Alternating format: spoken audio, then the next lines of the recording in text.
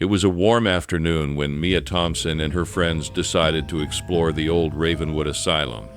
They had heard many stories about it, dark, creepy stories, but they were curious. Mia was the leader of their group of urban explorers. She loved the thrill of exploring abandoned places. "Are we really doing this?" asked Ethan Parker, Mia's best friend. He was a bit nervous, but also excited. "Yes, Ethan, we are," Mia replied with a smile. Her green eyes sparkled with excitement. "This is going to be our best adventure yet." Sophie Mitchell, the sensitive one in the group, shivered slightly. "I don't know. Guys, I have a bad feeling about this place." Jake Harris, the thrill seeker, laughed. "Come on, Sophie, it will be fun. Think of the stories we can tell." The group packed their gear, flashlights, cameras, and some snacks. They were ready to face whatever awaited them inside the abandoned asylum. As they approached Ravenwood Asylum, the sun was setting. The building looked even scarier in the dim light. Its windows were broken, and vines covered its walls. It looked like a haunted house from a movie. "This place gives me the creeps," Sophie whispered. "That's the point," Jake said with a grin. "Let's go inside." The large wooden doors creaked loudly as they opened. The air inside was cold and smelled like old, wet wood. Dust floated in the air, making them cough. "Okay, everyone," Mia said, trying to sound brave. "Ethan and I will check the ground floor. Jake and Sophie, you take the upper floors. Stay in touch and be careful." With a nod, they split up. Mia and Ethan walked through the dark, empty halls. Old furniture and medical equipment lay scattered around. It was clear that this place had been abandoned for a long time.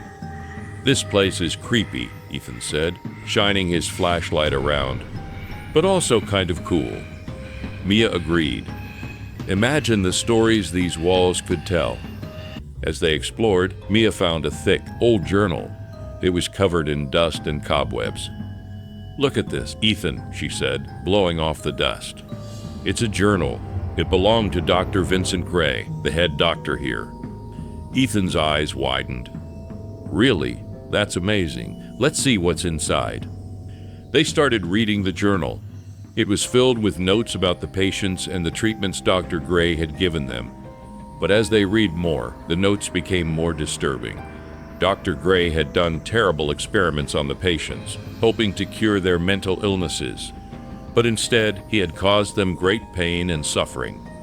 "This is horrible," Mia said, her voice shaking. "No wonder this place is haunted." Suddenly, they heard a loud crash from upstairs. Mia and Ethan looked at each other, fear in their eyes. "That sounded like it came from where Jake and Sophie are," Ethan said. "Let's go check on them," Mia replied, her heart pounding. Meanwhile, Jake and Sophie were exploring the upper floors. The air felt colder, and the shadows seemed to move as they walked. "I really don't like this," Sophie said, hugging herself. "Something feels wrong." Jake tried to be brave. "It's just an old building. Sophie, there's nothing to be scared of." But as they walked down a narrow hallway, they saw something that made them both freeze in fear. At the end of the hallway stood a ghostly figure, a young woman in a tattered hospital gown. Her eyes were hollow and lifeless. "Do you see that?" Jake whispered, his voice shaking. "Yes," Sophie replied, her eyes wide with terror. "We need to leave, now." Before they could move, the figure let out a loud, blood-curdling scream. The lights flickered, and the temperature dropped even more. It felt like the air itself was filled with evil. "Run!" Jake shouted, grabbing Sophie's hand. They ran back towards the stairs, nearly crashing into Mia and Ethan. "What's going on?" Mia asked, her voice urgent. "There's something up there," Sophie cried. "We saw a ghost." Before they could say more, they heard another loud bang from upstairs, followed by a deep, guttural growl. "We need to get out of here," Ethan said, his face pale. As they ran towards the exit, the asylum seemed to come alive with sounds of pain and terror. Ghostly figures appeared in the corridors, their faces twisted in agony. The walls echoed with cries of suffering. Finally, they burst through the front doors and into the night air, gasping for breath. The asylum loomed behind them, silent once more, but its dark presence lingered. "We're never coming back here," Mia said firmly, her voice shaking. "This place is evil." Back at Mia's apartment, the group gathered to talk about what had happened. The night's events replayed in their minds, each moment more terrifying than the last. "We need to understand what happened there," Mia said, determined. "We can't just leave it like this." Ethan nodded, though his hands still shook. "We need to know more. Maybe there's a way to put those spirits to rest." Sophie, wrapped in a blanket, looked up with wide eyes. "Do we really have to go back? That place is. It's evil, Mia. I could feel it." Jake, ever the thrill seeker, leaned forward. "If we don't go back, who will? We can't let those souls suffer forever." Mia flipped open Dr. Gray's journal again. "Let's start by reading more of this. Maybe it'll give us some clues." The journal's pages were filled with more notes, written in Dr. Gray's neat but increasingly crazy handwriting. The early entries talked about his hopes for curing mental illness, but soon turned into records of his horrible experiments. "Patient 23 exhibited violent tendencies after the treatment," Mia read aloud. "Isolation and more electroshock therapy prescribed. No improvement noted." As they read on, the entries became even more disturbing. Dr. Gray wrote about terrible experiments designed to cure insanity, which only drove the patients to madness and death. "October 12, 1942, Mia continued, her voice growing more somber. "Experiment Alpha. Subject survived the initial procedure, but showed extreme distress and hallucinations. Subject terminated." The group exchanged uneasy glances. It was clear that the asylum's history was darker than they had imagined. Ethan leaned in, pointing to a specific entry. "Look at this. It's a blueprint of the asylum. There's a hidden basement below the main building." Jake's eyes lit up with a mix of excitement and dread. "We need to find that basement.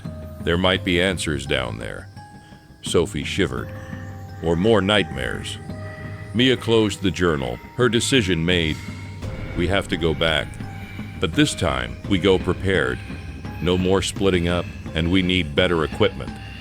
The group spent the next few days gathering supplies, high-powered flashlights, recording devices, and even a few protective charms that Sophie insisted on. They also researched as much as they could about the asylum and its dark past. The night they chose to return was dark and stormy, as if the universe itself was warning them against their decision. But Mia, Ethan, Sophie, and Jake were determined. They had started this journey together, and they would see it through to the end. As they stood once more before the gates of Ravenwood Asylum, Mia took a deep breath. "Remember, we stick together, no matter what happens." With a nod of agreement, the group stepped into the darkness once more, their flashlights cutting through the gloom.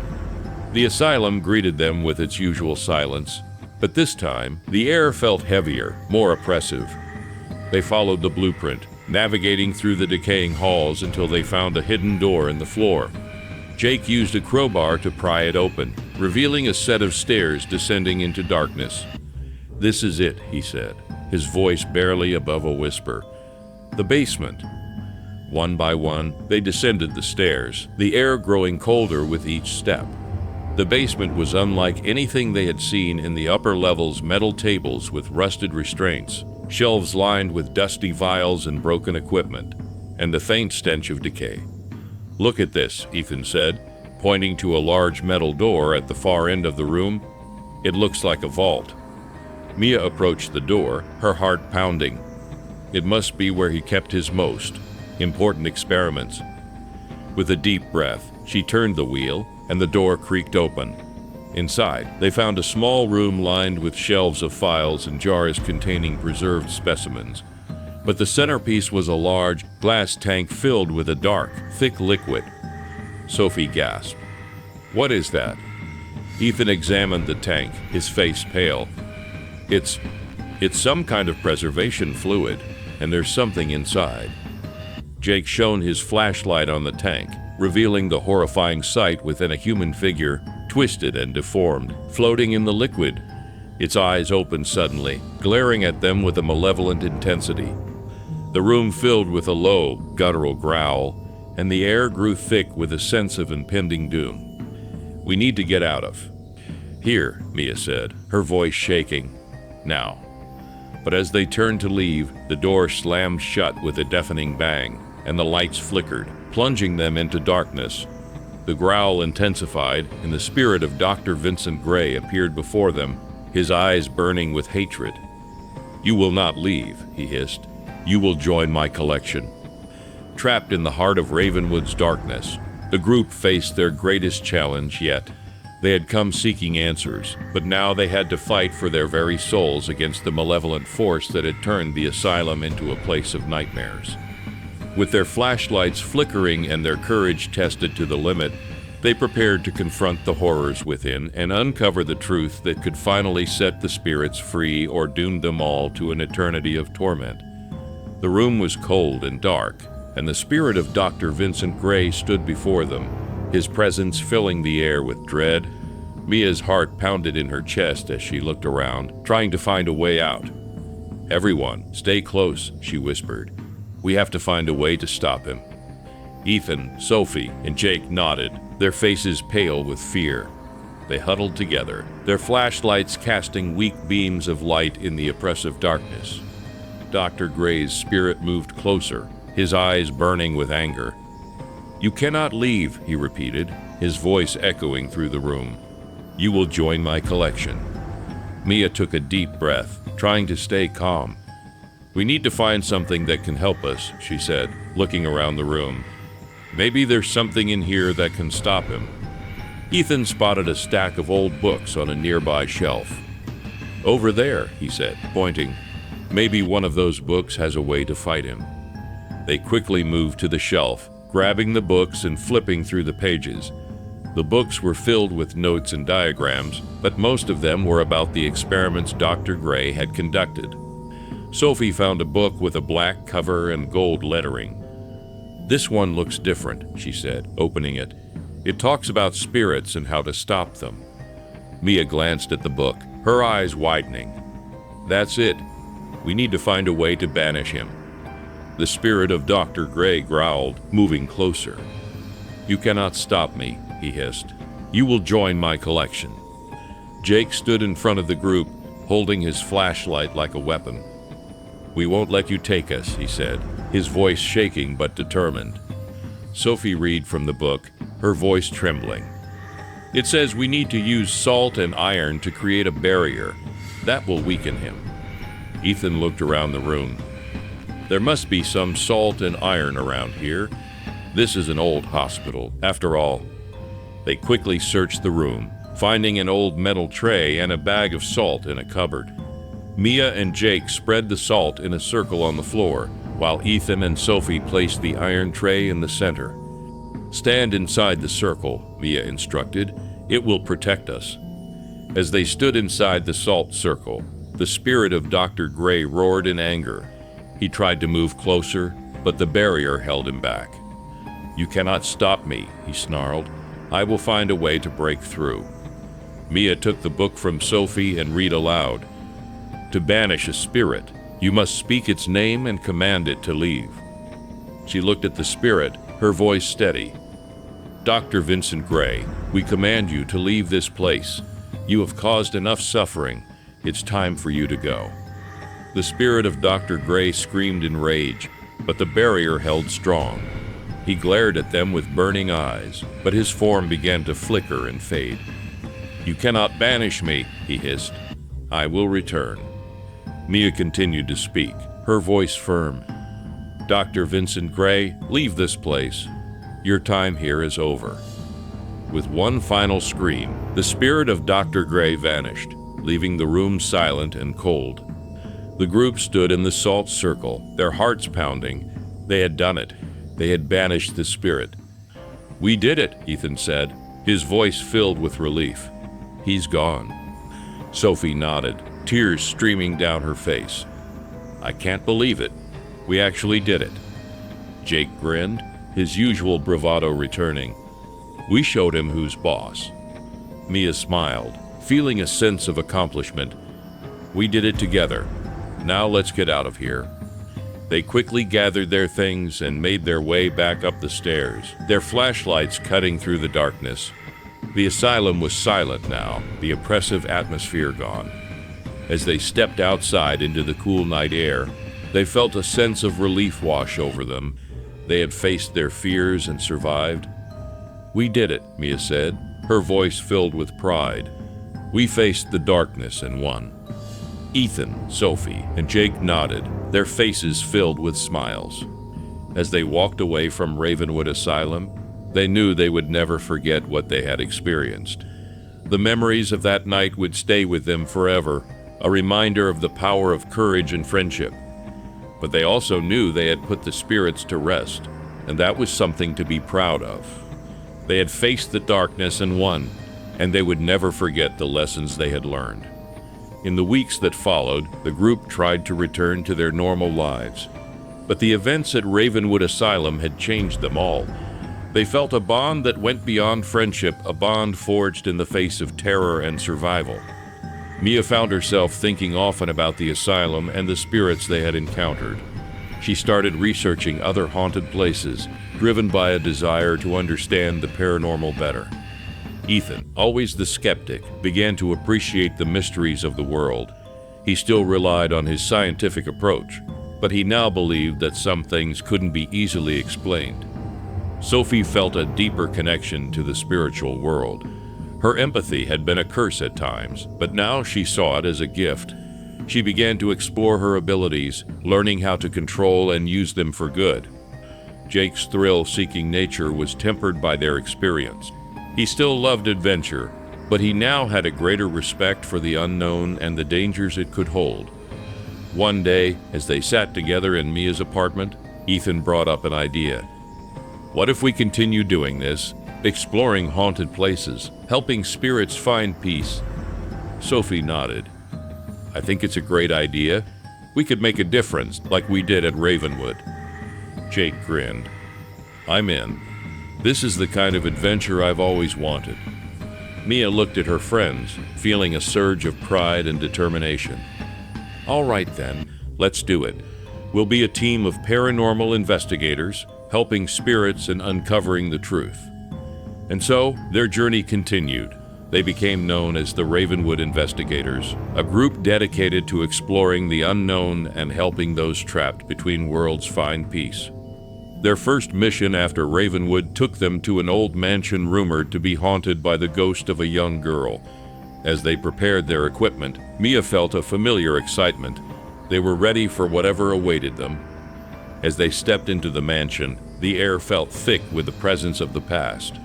But Mia and her friends were not afraid. They had faced the darkness before, and they knew they could do it again.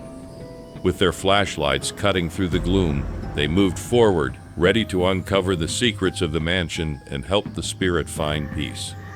Their adventure was just beginning, and they knew it would be filled with challenges and discoveries, but they were ready, united by their bond and driven by their desire to make a difference.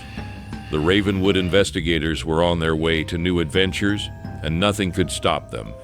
They had faced the darkness and won, and they were ready to do it again. Their journey had just begun, and they were prepared for whatever the future held. They knew the road ahead would be filled with mystery and danger, but they were ready to face it together.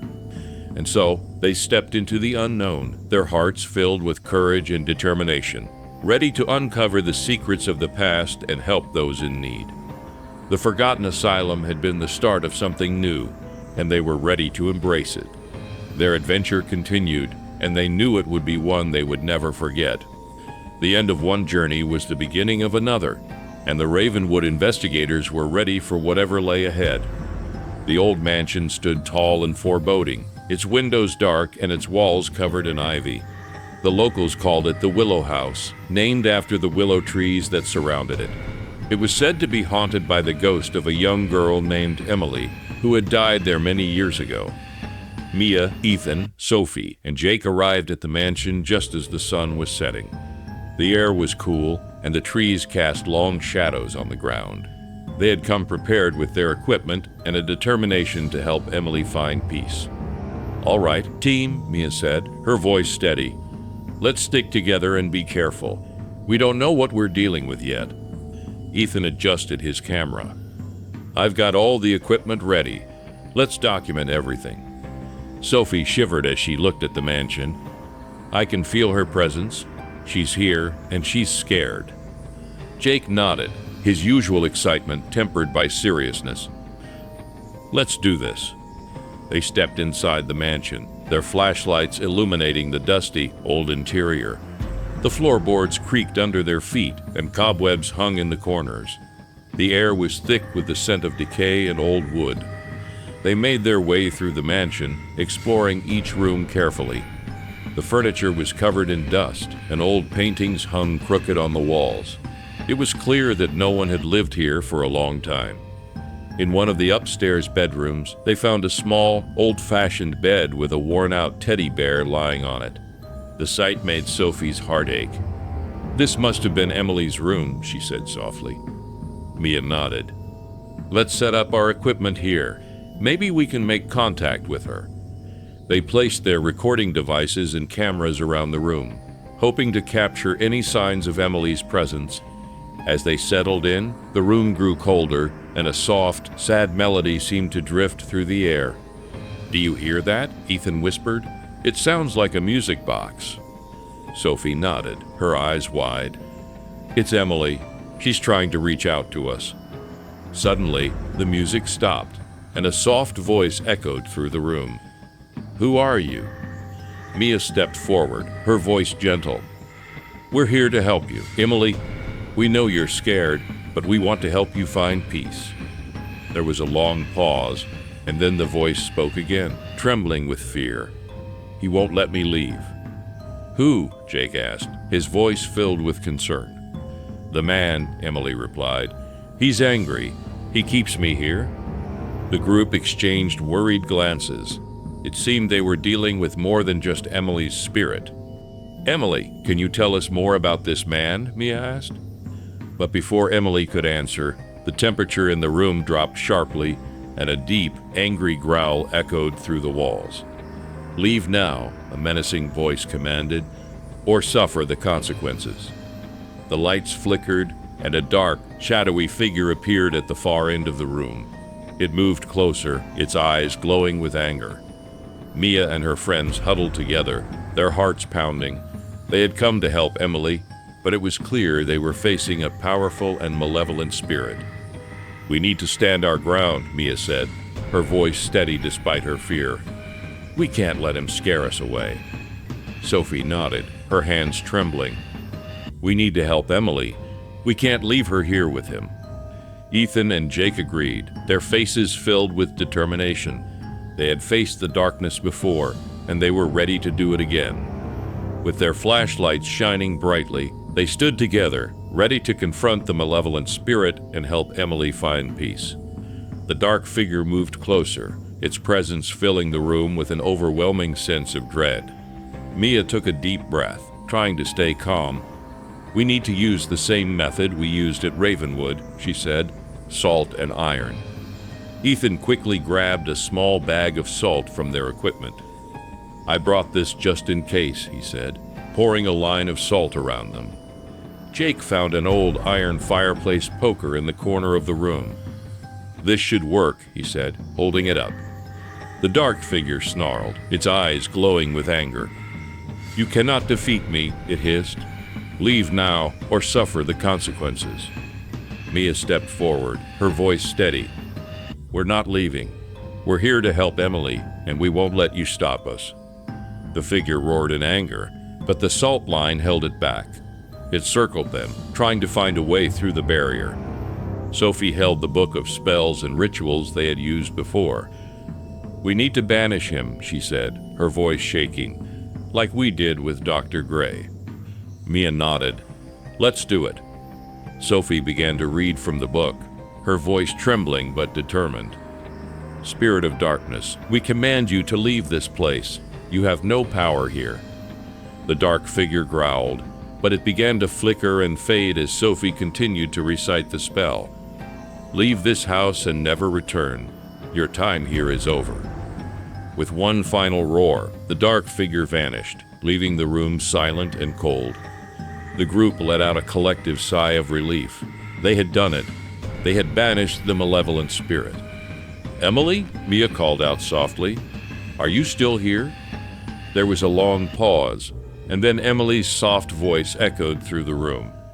"Thank you. He's gone." Sophie smiled, tears in her eyes. "You're free now. Emily, you can go to the light."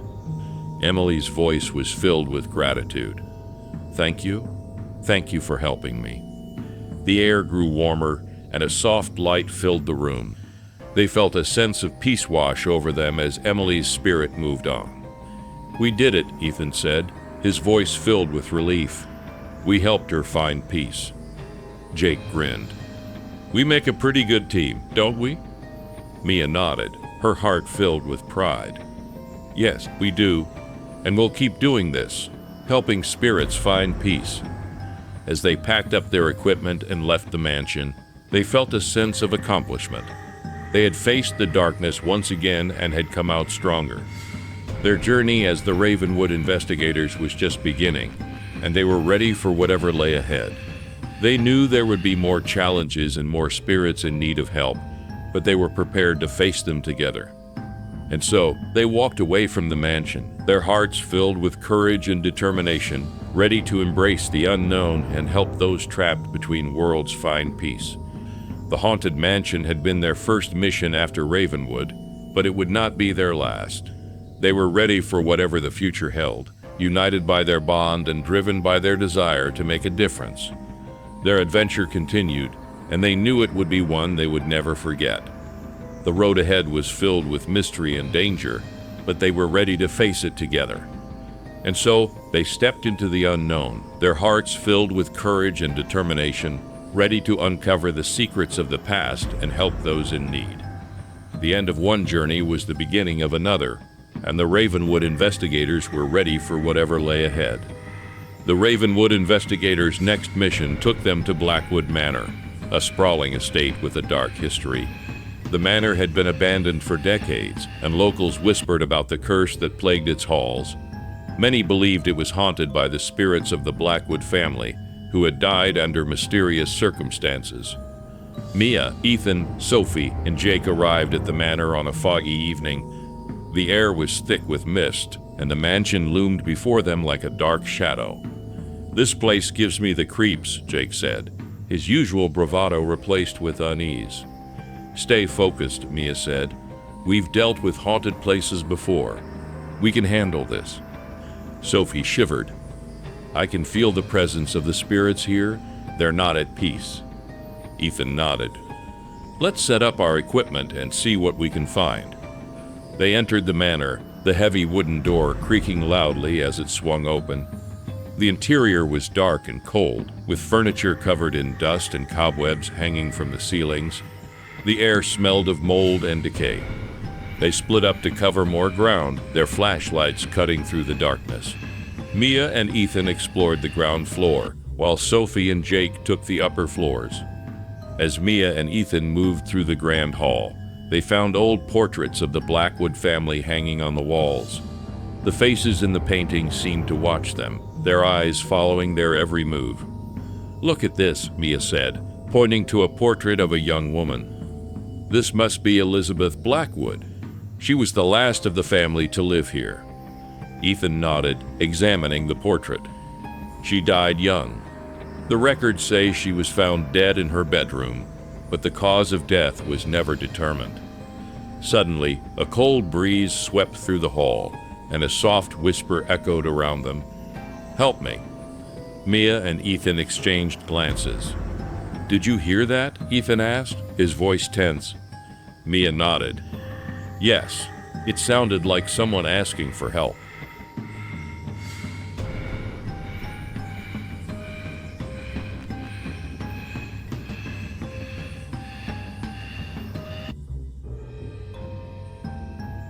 "This must be the basement," Mia said.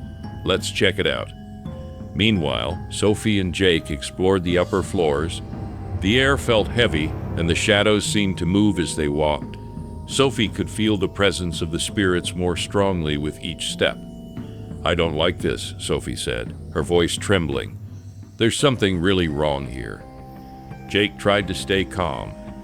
"We need to find out what happened to the Blackwood family. Maybe that will help us understand why their spirits are still here." As they entered one of the bedrooms, they found a diary lying on a dusty nightstand. Sophie picked it up and began to read aloud. May 12, 1923. "I fear the curse of our family will never be lifted. Strange things have been happening in the manor. I hear whispers in the night and see shadows moving in the corners of my vision. I am scared for my life. Elizabeth." "It's diary," Sophie said. She was scared. She knew something was wrong. Jake nodded. "We need to find out more. Keep reading." As Sophie continued to read, the temperature in the room dropped sharply and the lights flickered. The air grew thick with a sense of dread. "We need to get back to Mia and Ethan," Sophie said, her voice shaking. "I have a bad feeling about this." They hurried back downstairs, finding Mia and Ethan at the entrance to the basement. "We found Elizabeth's diary," Sophie said. "She wrote about strange things happening in the manor. She was scared." Mia nodded. "We heard a voice asking for help. It led us to this basement. We need to see what's down there." The group descended the narrow staircase, their flashlights barely penetrating the darkness. The basement was cold and damp, with old crates and broken furniture scattered around. As they moved deeper into the basement, they found a small room with a large, iron-bound chest. The chest was covered in strange symbols and looked ancient. "Look at this," Ethan said, examining the chest. "This must be important." Mia nodded. "Let's open it." Jake used a crowbar to pry the chest open. Inside, they found old, tattered documents and a small, ornate box. Sophie picked up the box, her hands trembling. "This looks like it belonged to Elizabeth." As she opened the box, a soft, ethereal light filled the room. Inside was a locket with a picture of Elizabeth and a small, handwritten note. "To whoever finds this," Sophie read aloud, "please lift the curse that has plagued my family. I was wronged, and my spirit cannot rest until justice is done." Mia's eyes widened. "We need to find out what happened to Elizabeth. If we can lift the curse, we can help her spirit find peace." With renewed determination, the group continued to search the basement, looking for clues to the mystery of the Blackwood family. The group continued their search in the basement, sifting through the old documents they found in the chest. They discovered letters, family records, and even some medical reports. As they pieced together the information, a dark and tragic story began to emerge. "It looks like Elizabeth was in love with a man named Thomas," Mia said, reading one of the letters. "But her father disapproved of their relationship." Ethan nodded, examining a medical report. "And it seems she fell ill shortly after. The doctors couldn't determine the cause of her illness." Sophie held up a torn letter, her voice trembling as she read aloud. "Father has locked me in my room. He says it's for my own good, but I know he's trying to keep me away from Thomas. I fear I will never see him again." Jake's face darkened. "Sounds like her father might have done something to her." As they continued to search, they found more evidence pointing to foul play. Elizabeth's father had been a strict and controlling man, and it seemed he had gone to great lengths to keep her away from Thomas, even if it meant harming his own daughter. "We need to find Elizabeth's room," Mia said. "Maybe there's something there that can help us understand what happened." They made their way back upstairs, following the clues they had found in the basement.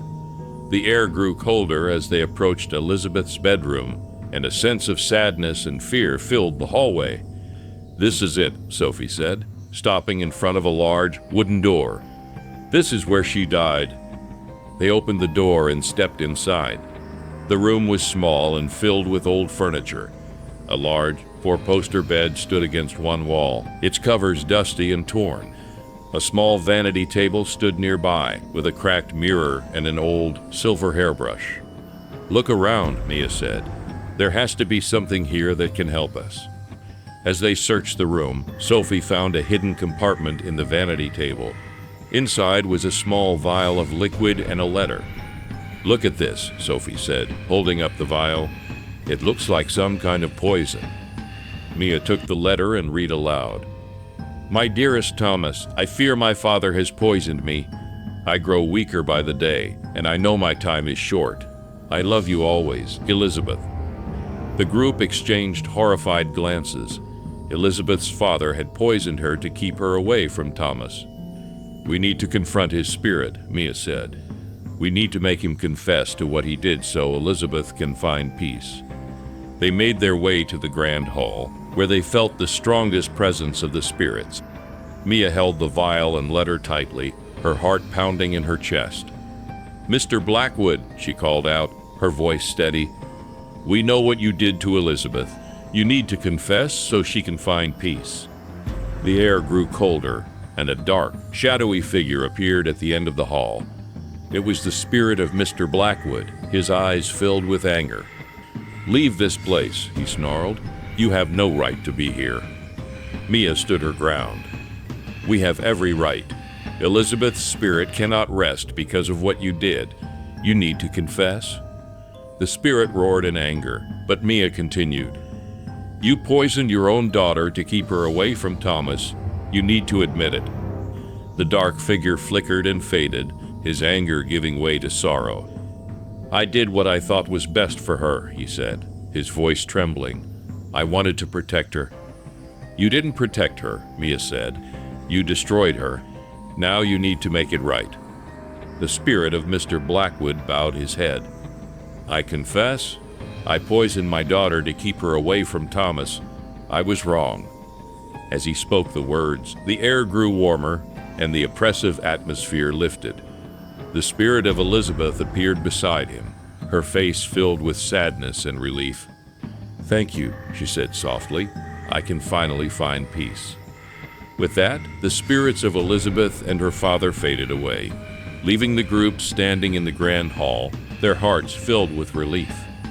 "We did it," Ethan said, his voice filled with awe. "We lifted the curse." Sophie smiled, tears in her eyes. "We helped her find peace." Jake grinned. "We make a pretty good team, don't we?" Mia nodded, her heart filled with pride. "Yes, we do, and we'll keep doing this, helping spirits find peace." As they packed up their equipment and left Blackwood Manor, they felt a sense of accomplishment. They had faced the darkness once again and had come out stronger. Their journey as the Ravenwood investigators continued, and they were ready for whatever lay ahead. They knew there would be more challenges and more spirits in need of help, but they were prepared to face them together. And so they walked away from Blackwood Manor, their hearts filled with courage and determination, ready to embrace the unknown and help those trapped between worlds find peace. The curse of Blackwood Manor had been their latest mission, but it would not be their last.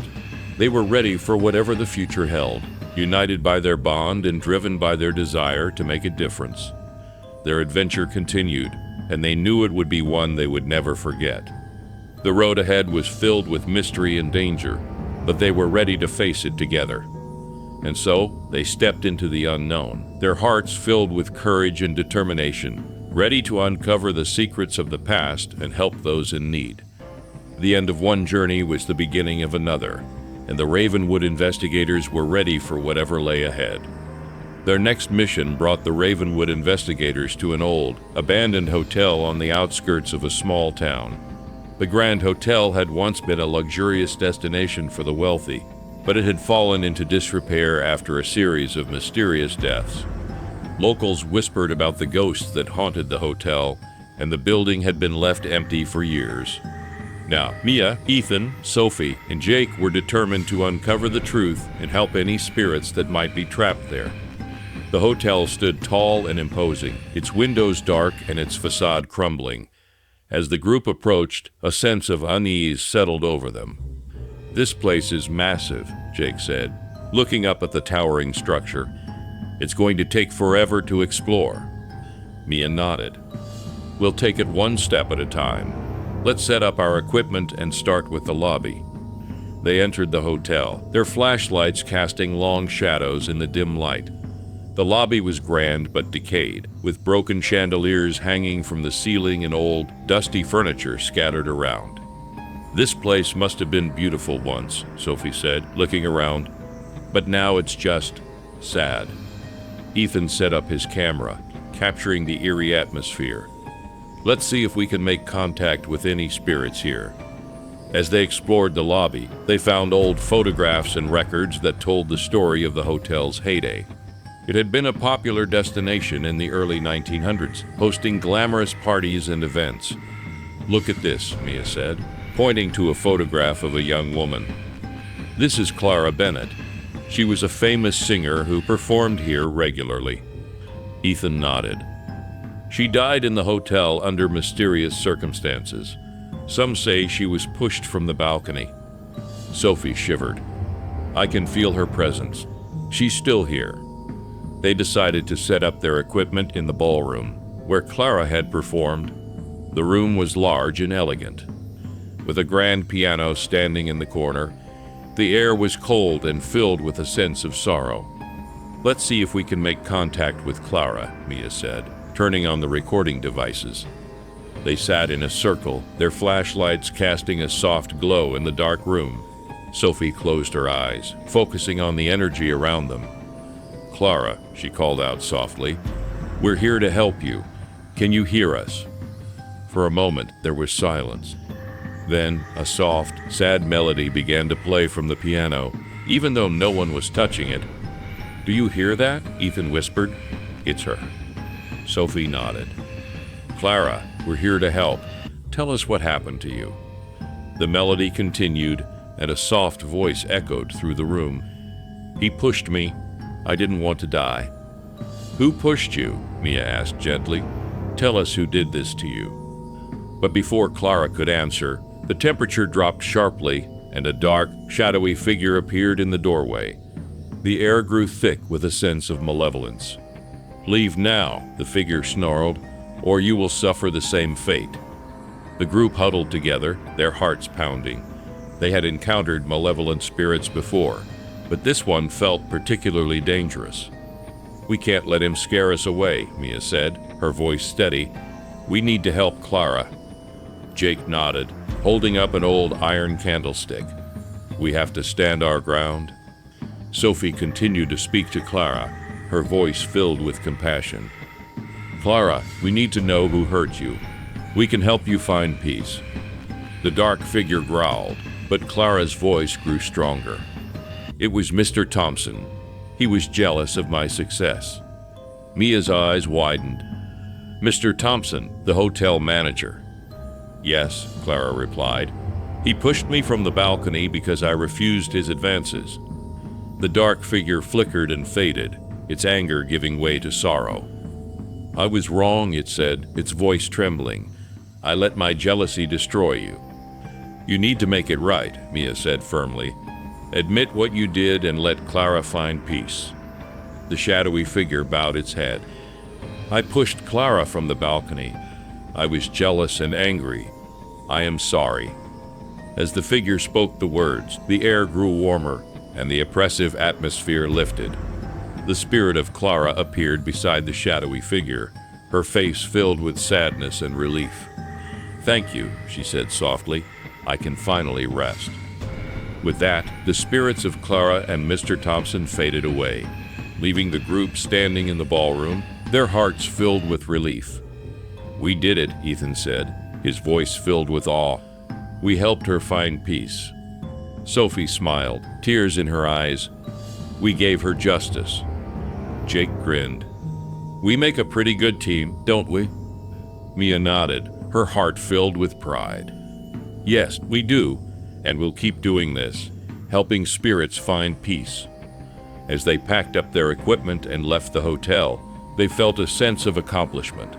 They had faced the darkness once again and had come out stronger. Their journey as the Ravenwood investigators continued, and they were ready for whatever lay ahead. They knew there would be more challenges and more spirits in need of help, but they were prepared to face them together. And so, they walked away from the Grand Hotel, their hearts filled with courage and determination, ready to embrace the unknown and help those trapped between worlds find peace. The haunted hotel had been their latest mission, but it would not be their last. They were ready for whatever the future held, united by their bond and driven by their desire to make a difference. Their adventure continued, and they knew it would be one they would never forget. The road ahead was filled with mystery and danger, but they were ready to face it together.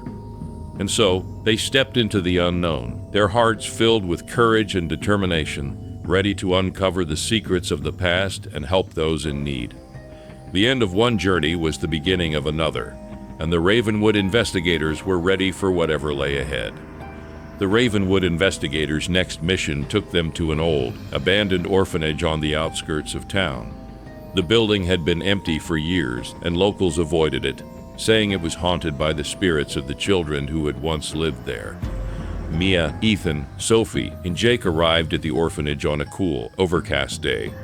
The building stood tall and imposing, its windows broken and its walls covered in ivy. As they approached, a sense of unease settled over them. "This place looks like it hasn't been touched in decades," Ethan said, adjusting his camera. "That's because it hasn't," Mia replied. "The orphanage was shut down after a series of mysterious deaths." Sophie shivered. "I can feel the presence of the children here. They're scared and confused." Jake nodded. "Let's set up our equipment and see if we can make contact with them." They entered the orphanage, their flashlights cutting through the darkness. The interior was cold and damp, with broken furniture and toys scattered around. The air smelled of mold and decay. As they explored the building, they found old photographs and records that told the story of the orphanage. It had been a place of refuge for children, but something had gone terribly wrong. "Look at this," Mia said, pointing to a photograph of a group of children. "These kids were all found dead in their beds. No one knows how they died." Ethan nodded, examining the photograph. "It says here that the orphanage director, Mr. Collins, was accused of mistreating the children, but he disappeared before he could be arrested." Sophie closed her eyes, focusing on the energy around them. "I can feel their presence. The children are here, and they're scared." Jake found an old diary in one of the bedrooms. "This must belong to one of the children," he said, opening it. "Let's see what it says."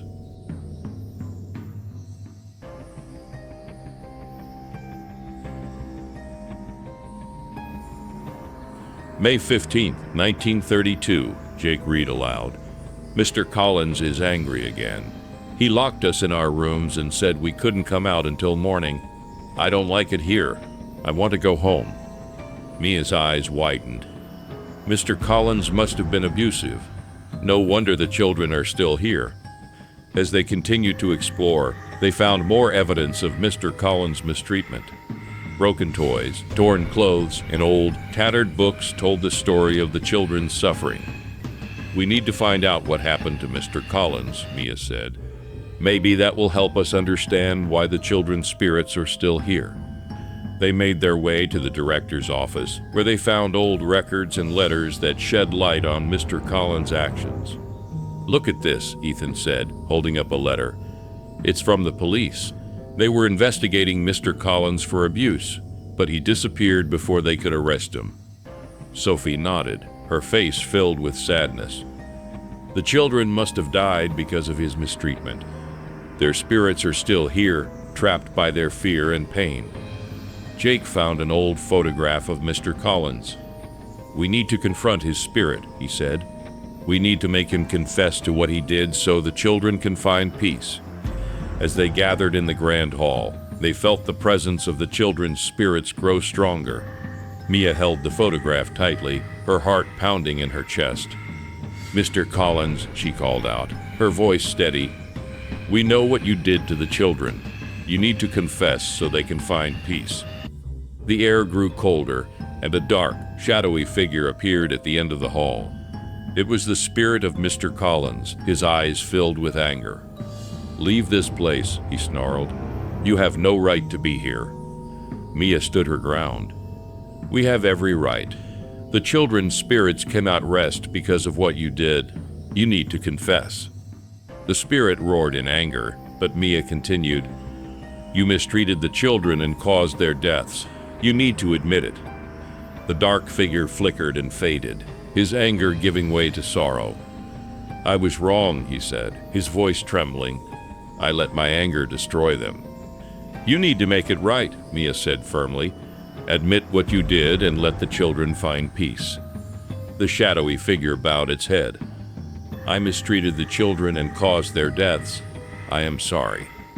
As he spoke the words, the air grew warmer, and the oppressive atmosphere lifted. The spirits of the children appeared, their faces filled with sadness and relief. "Thank you," a young girl said softly.